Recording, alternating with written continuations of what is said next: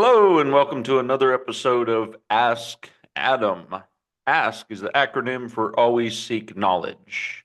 Each one of our publications and podcasts is always geared towards that direction. Always seek knowledge. To empower you to always be curious and to always kind of self investigate what it is that you're looking to get into and to help you do it at your best. Again, by always asking questions and always seeking the understanding, I truly believe that's where knowledge comes from, and that's your self development of knowledge, not necessarily educational learning. And I think most definitely that is one of the strongest traits you as an individual can have. And it's honestly your personality. It's what takes you through this world, is what you've learned. And the more you know, the more you understand, not only about life, but as well yourself, is what empowers you to make strong changes and allows you to be the best you can be.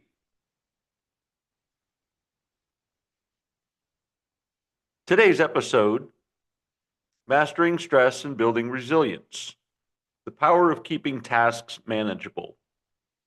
We're going to go over 5 things that I feel are the greatest steps of how to keep tasks manageable and stress-free. So without further ado, let's get into the podcast.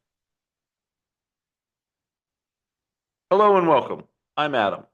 In several positions that I've been in life, several careers that I've followed through in life, I have acquired much of this knowledge and have put it into these principles that I'm sharing with you today. We're going to laugh, we're going to cry, and we're going to have some fun.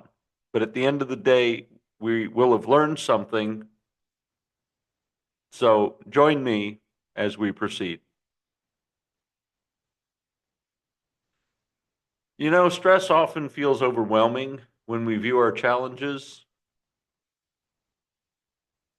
as massive obstacles rather than a series of manageable steps. By breaking down big tasks, prioritizing effectively, and focusing on the immediate action in front of you, you can build resilience and maintain a sense of control. Honestly, no matter how hectic life becomes. So let's review these 5 steps on how we can keep tasks small and keep stress at bay. And how many of us out there wouldn't mind to ease on the stress a little bit, right? There's enough out there of personal things and, business kind of throwing a little stress at you, and maybe relationships and friends and other family members. And really, there's enough going on. But what I've found is by activating these 5 principles in our life, we can also adapt them into our personal life, into our family life. And this allows us to not only feel organized and not overwhelmed, but it also allows us to feel that sense of accomplishment, right?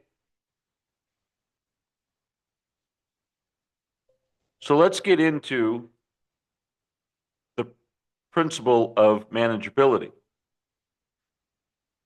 Manageability, quite frankly, is just chunking down tasks. Rather than taking an entire project on and thinking that you have to accomplish it in one sitting or in one day or in one moment, maybe even one year, split it into small manageable tasks. Just like with SMART goals, as we mentioned earlier, splitting things into smaller tasks allows us to also get clear objectives. What is this particular task? What is the outcome that we're looking for? Then we can focus on that smaller little nugget called a task, find its completion, and or discover that going through this task creates another task. Now, let's not get too overwhelmed with, another task that wasn't on the list. But you may find that that secondary task that sort of spawned from the creation of the first, and maybe even a third tier to this task, will find yourself being creative to not cheating or skipping, but how effectively can you go through these three steps more efficiently and create a process, if you will. So don't get overwhelmed that a task creates something else, or by doing something involves another step and additional steps are realized. I think, as they say, necessity is the mother of invention. I found many times that as there's more steps, I'm understanding not only what's important, but I'm also understanding how to reach the ultimate goal through that process. Does that make sense? And keep in mind that as you complete even the first step through the series of these three, this builds momentum. This creates that sense of accomplishment. Remember, pat yourself on the back, celebrate your wins, even the small ones. They will become greater in time. Don't worry about that. But celebrate those small wins, those little events, like, for instance, your business, and you post your business online. Pat yourself on the back that you're online, your business is there. You've set up a website. Maybe it was the simple aspect of just purchasing the domain name. Pat yourself on the back. That is a step. That is an accomplishment. So celebrate your wins. The psychological benefits are tremendous. By focusing on a single, well-defined task, reduces mental overload. And it also, sort of wards off the feelings of overwhelm. Let's just say, for instance, building a business is from start to success takes 365 steps. Let's just say that. Just kind of throw that out there. And I'm sure there's a book out there, and I'm sure there's something. And if not, I'll come up with a podcast of the 365 steps. Be the longest podcast in history because it's ongoing. But just work this example. So there's 365 steps to start a business, from regardless of the business, from absolute beginning, infancy, to measurable success. Let's give it that end game. So every day doing a task, let's hypothetically say that task entails 2 hours on average for anyone. Might take you 3 hours, may take you 1 hour, depending on skills, technology, availability, whatever it is. Again, hypothetically speaking, it's 365 steps. And you dedicate 1 to 3 hours each day for an entire year. Is that worth building a business? What if it takes all day? Is that worth building a business for a year? Again, breaking it down into 365 steps, I know that sounds outrageous. Quite honestly, I think it's true. In fact, it's probably even more steps, because it does take 3 to 5 years for businesses to evolve and to get into that stable situation. But again, don't look at the 3 to 5 year, look at the daily, look at what is in front of you, what is a step. And sometimes these steps are kind of a one and done, like putting your business online on Yelp, for instance. A kind of a one and done. Once you're there, you're done. So that's actually a step you kind of one and done, you get to skip. Whereas there may be steps like producing or setting up a website, and you may have someone do this for you, but it's first homepage, landing page, feeding pages, some of the additional services your company provides on other pages. So you're creating other pages, then you're creating links, then you're creating And it just goes on and on. So that is a step that creates more steps, right? So that can kind of go into a lot more detail than just setting your business up on Yelp and being one and done. Either way, focus on those wins. You're continuously making progress. See, they accumulate over time, and they also lead to greater self-efficiency. And this develops secret resilience because you're feeling good about yourself and you're feeling confident about what you're creating step by step along the way. So remember, celebrate the small wins. They turn into big wins when you start getting traffic to that website that's been developed. And maybe it took a couple months to really get this thing honed in, get the right graphics, get the right links, get some SEO marketing and the traffic coming to, setting up all the social media sites sort of spawns off of websites. So again, whatever business you're in, all of this seems to apply. But don't think you have to set up your entire social media marketing in a day. I mean, obviously, you want to capture whatever your business name is. So you kind of want to do that expeditiously. But besides that, you're always going to be tweaking and adding content and maybe adjusting. But celebrate those wins. Second, prioritize effectively. Prioritizing effectively is really what matters most. And using tools like the Eisenhower matrix to decide which tasks deserve immediate attention and what can be set aside. If you're not absolutely ready to engage, say, in that storefront business or online business, just start getting something up that says who you are and what you do.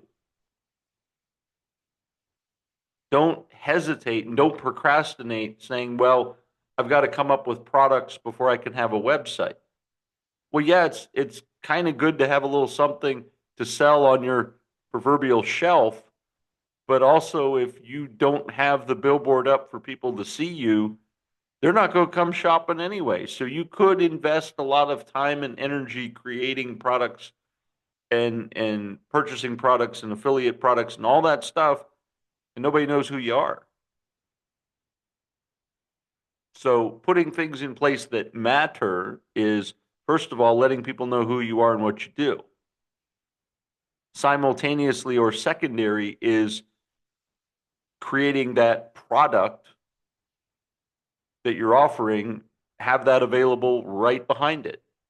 So understanding what is most important is a big step as well. And keep in mind, you want to avoid multitasking when at all possible, because it can occur. Concentrate on the one priority until a stopping point. I know the word you're saying is completion, but a stopping point, because completion seems like a finite word, and I don't think that businesses are ever complete. They're constantly growing. So when you reach a pause or a stopping point, maybe in your website, then get into your products and your content and begin creating that. And then circle back, adding to your website or billboard more products and services that you're offering. Do you follow me? Great. And speaking of websites, and sometimes they can get overwhelming. Quite frankly, they've gotten much easier to develop with user-friendly sites of a lot of point and click and designing. But if you find this overwhelming, and some people do, delegate and designate. Defer some of these tasks that maybe are a top priority, but it's just not your strength. Because see, that can also lead to overwhelm by doing something that you're learning. Look at it this way. If it requires a learning curve, it's probably not your deal. And that's fine. We all have our gifts. We all have our things that we're best at. And if you're not geared towards that, designate and delegate. I am amazed at the neighborhood of online commerce that's available globally with online assistance, and find a trusted person who you engage with that you feel good about and allow them access to this information, that they can, as you set something up, just go, hey, here's the neat new product or service that I provide. Can you add a landing page on the website? What would take you 3 days of learning and another 3 days of putting it together, plus or minus some invasion of the toxic 10 on your part, they could have it done in 20 minutes. And it would follow your brand and do everything it needs to do, driving traffic, it would do everything. And it took 20 minutes for somebody else to do, and if you did it, it was 3 days, hypothetically speaking. I say that because I'm a little bit in the same category. Basically, delegate, designate, and defer. Don't get overwhelmed with having to learn something in order to execute it. This is really going to help with clearing kind of that mental clutter, and it allows you to preserve energy for what generally requires your focus. See, if your passion, you feel something about a specific business, product, or service, and that's your passion, that's where you need to be. And maybe it's that in-person sale of your business or service, your product or service. Let someone else, if you're the face of your brand, let someone else sort of do the heavy lifting in the background. You need to be out front, in front of the stage curtain, not behind it, stressing out and getting overwhelmed. I believe that's, quite frankly, why so many businesses just don't get off the ground. They have all the greatest intentions, but they don't delegate, designate, and defer small tasks or just overwhelming tasks that require a learning curve or require a degree in whatever to just understand something. Don't get overwhelmed. Many people, they get stuck just with the logo, with their brand logo. Well, and 3 days later, it's like, you tweak it and tweak it and tweak it, still aren't satisfied with what it is. Whereas someone who is kind of detached, understands a little bit of your business, puts together something, presents it to you, and you're like, amazing, captures the idea. And you get to move on. So eliminate stress and anxiety by prioritizing effectively. Mindful time management is third. This requires time blocking. Schedule specific periods to work on the high priority items. With minimized interruptions, this is going to allow you to boost your productivity. Again, if maybe writing ad copy for your product or service is your deal, that's what you do best, focus on that. And then take that to someone else and allow them to publish what you've come up with, your ideas, your taglines, your solutions. Let someone else sort of put the color into what you've portrayed in your ad copy. And again, as we have things into small places, right, we're taking these small steps and we're celebrating our small wins. Part of your scheduling needs to incorporate regular breaks to allow you to recharge and maintain your sharpness throughout the day. Again, don't allow the business to run you. As much time as you spend engaged in doing something, take a measurable percentage to step back. Again, it's going to help you stay fresh, recharge, keep those new innovative ideas of your business. And again, not to overwhelm the idea of business, focus on your goal. Remember, you want to see the distance and know exactly what it is that you're after in your product or service and stick with that, but keep yourself fresh for some of those new innovative ideas. I'll give you an example. Take Costco or Sam's Club. Here's an innovative idea. Hey, we could sell a few more boxes of this if somebody only stood out in front of the display and handed a few in pieces from the boxes of the product, allowing a customer to sample it.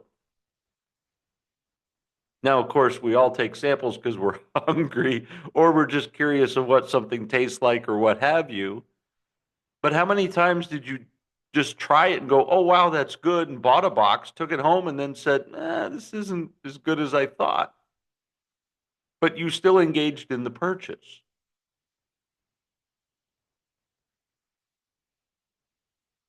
But that was a creative idea that was put in place that created and generated sales. So, what creative idea can you come up with similar to that that's going to engage in sales or to promote your product and or service? Now, don't get, just as I recommend not to get overwhelmed with the tasks of the day, let's not also get overwhelmed with the siestas that we're throwing into the schedule and these blocks of time and these breaks of time, right?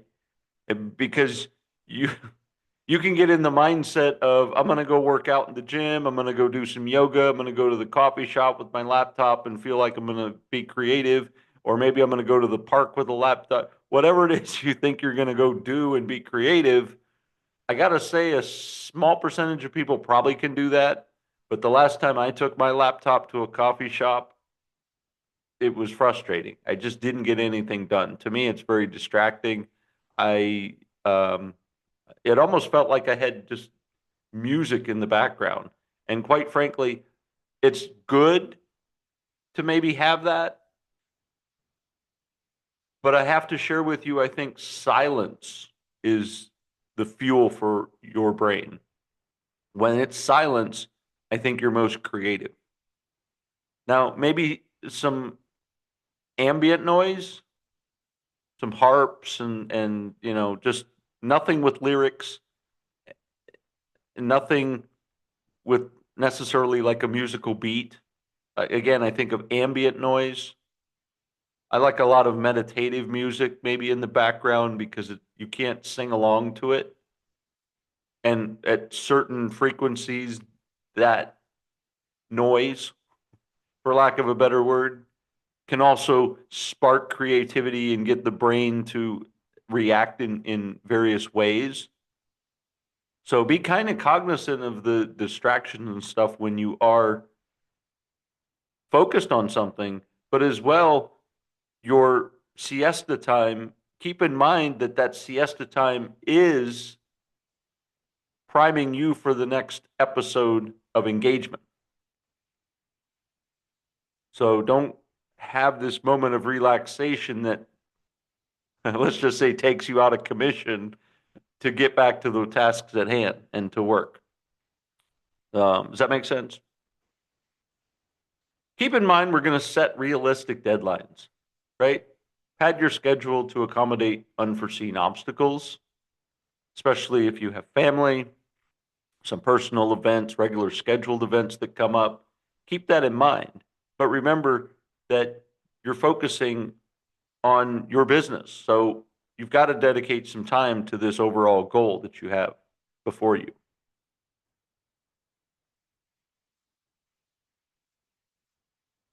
This also helps to build trust in yourself and in your abilities while it's reducing stress that you're achieving deadlines constantly, right? Even the small wins, pat yourself on the back, smile and say, yes, I did it. I'm awesome. This is great. And you move on. And that energy builds. But it all comes from the foundation of mindful time management. Number 4, building resilience step by step. This kind of flows into our wins and accomplishments, that as you win, you become a little stronger and a little more confident. And this helps create a sense of resilience where maybe what used to be what thought of maybe was a tough task is all like, oh, that's easy. Setting up a client proposal used to be daunting, maybe the first 2 or 3 times. Now you've got a template. Just adding a few, taking a few, setting it up, out the door. There you go. Client proposal done. So what used to take 3 hours is down to 1. This is by setting up those manageable tasks. And like I said earlier, once you start to see that these are repetitive tasks, you start to create that efficiency in the repetitiveness that makes those tasks much more manageable. Don't forget to reflect and adapt. Regularly assessing what worked and what didn't, and applying some small tweaks. This yields big improvements in efficiency and, of course, the well-being of your business. This also develops resilience, confidence. And believe it or not, adding that small willingness to adapt fosters a growth mindset, and it also strengthens your mental forgiveness. You'll start to find you're not so hard on yourself because you're seeing these little wins. You're seeing your capabilities. You're seeing the business develop and increase. And again, I'm a huge fan of celebration, not fake celebration. Don't say, hey, I made a cup of coffee and I sat at my desk. I'm going to pat myself on the back and celebrate. No, I want you to remember, you got to put in some work into this thing. You spend 2-3 hours at the desk and you really worked on developing, creating your product or service, whatever it is that maybe it was a copy, a writing, whatever it was. You spent 2 or 3 hours like really grinding into it, thinking about it, taking notes, strategic planning, adjusting, client proposals, whatever your business or service that you're providing is, and you spend 2 to 3 hours just really making that yours. Stand up, take a break, get a cup of coffee, glass of water, some juice, pat yourself on the back, and celebrate. You put in some time. And quite frankly, look at what you've created.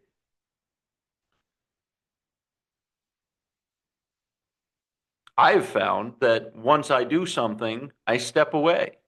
I take that break. Then I come back and then I look at it. I see it with different eyes. I see it with a different perspective. I may make some tweaks and changes, or I just look at it and pat myself on the back again, going, who did this while I was gone? This is amazing. That is your best work. And see how that's building the resilience and the confidence that you can take the next step. And I find, quite personally, man, when I'm in a mode, I'm unstoppable. And I don't even know what a clock is. I just keep going. And I have to tell myself to take a break. I have to acknowledge the clock and say, stop. Take a break. Others, maybe you're looking forward to each break. And you kind of have to break that out of your mindset too. You got to remember to be focused.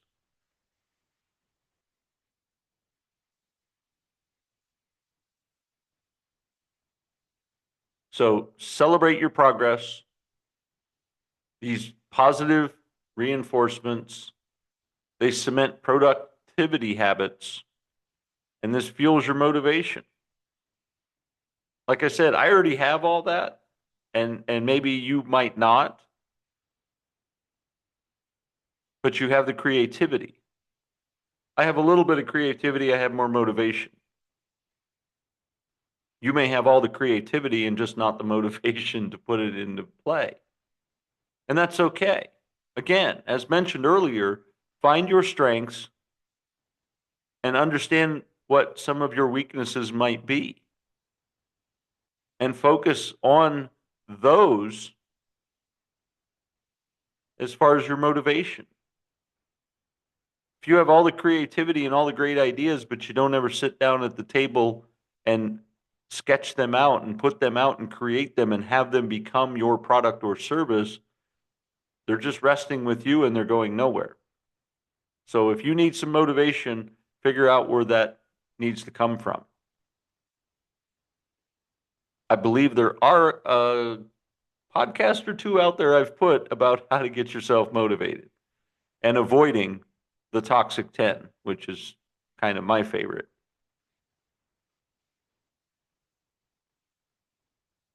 Cultivating a stress resilient mindset.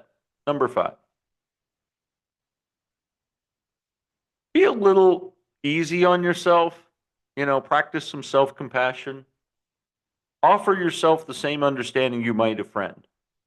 And accept that some setbacks, they're kind of part of the process.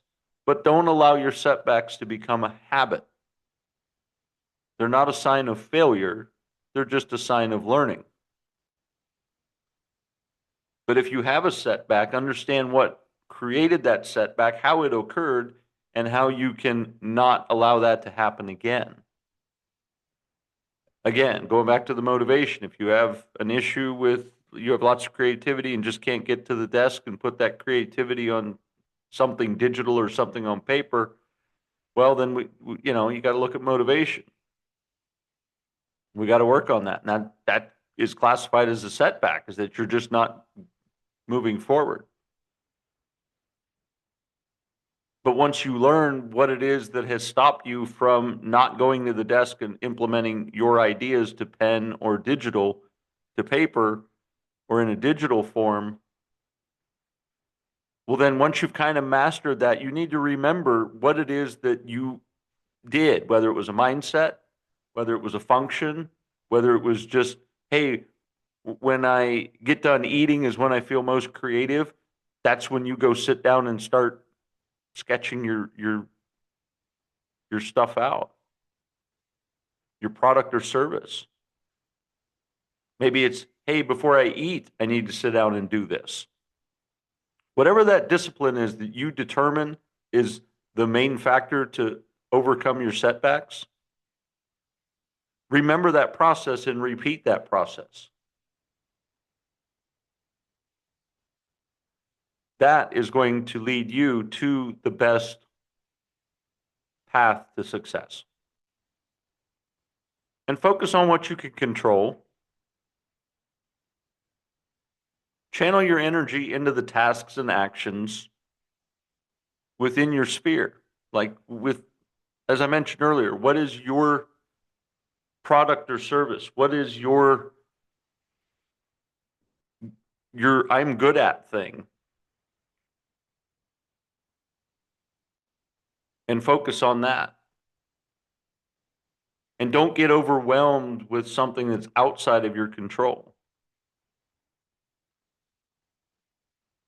And this will reduce some really unnecessary anxiety in your life. And it may be, if you want to procrastinate, here's a good thing, right? If you want to procrastinate, not do what you're supposed to be doing, then take the path of designate and delegate. So you go down and start discovering who it is that can help you. You can Google search just about anything. And like I said, there's a network of people all over the world that work at all hours of the day that are kind of behind the scenes that can do creative website building and what have you, ad copy, designing. Yeah, that they do it as a part-time or full-time thing. And you just give them your idea and they're going to put it together. Remember, you're a customer or you're a client and they're providing a business. I truly believe in this realm, you're not just going to give somebody something and they're going to steal it. They're creating something for you so that you're happy and so that you keep coming back. And don't be so afraid of somebody taking something from you. Be more afraid that you're not giving it to someone, you're not designating and delegating, which is stalling your growth in your business, which is creating stress because you feel like you're not getting anywhere. So, a form of procrastination that I'm going to give you a pass on is you don't want to do your creative work. At least figure out who can take your creative work to the next level once you've created it, and get on the phone, get online, have those conversations, and they may even help motivate you to be creative. Once you understand they're there to help you, and once you understand that they're excited with you to create something, that you may be motivated to go back and get to your creative table of product or service and start putting it together to provide them with something to work with. So that's the one pass I'll give you with procrastination, is if you don't want to do the first task, it might be okay to skip and go to the second task, because it's going to bring you back to creating the first. That's the only pass I'm going to give you, right? Are we still friends? Terrific. So letting go what's outside of your control to reduce that anxiety and stress and take care of the tasks that are most important. Mastering stress and building resilience doesn't require monumental changes. It's about constantly applying small, manageable actions every day. By breaking tasks into doable steps, prioritizing wisely, and giving yourself space to adapt, you create a sustainable framework that buffers against overwhelm. Ultimately, the strength you can gain from tackling challenges in bite sized pieces becomes the foundation for enduring resilience in both your personal and professional life. I hope you found value in today's episode. Again, my name is Adam, and ASK is the acronym to always seek knowledge. I hope that's exactly what you were doing today, and you found a little nugget of knowledge in today's episode. Click like or subscribe, or if you know someone who might enjoy this episode or others, please share this with a friend.